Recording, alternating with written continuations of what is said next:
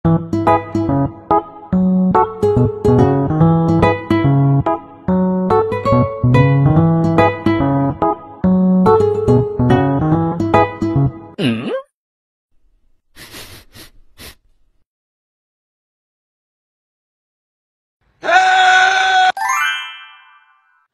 sunog ay isa sa mapanganib na sakuna. Alamin ang mga dapat gawin. Manatiling mahinahon at iwasan ang magpanik. Lumabas ng mabilis ng may pag-iingat. Sa sitwasyong nausukhat sa pagligas ng gusali ng ligtas, gumapang palabas ng mabilis upang maiwas ang malanghap ang mga usok.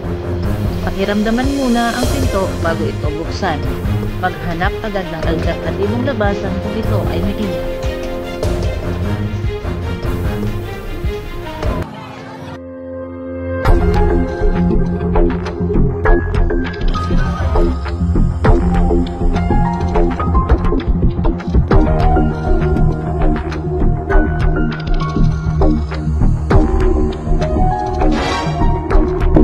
Kapag may sunog, iwasan ang pagla-live o pagvi-video.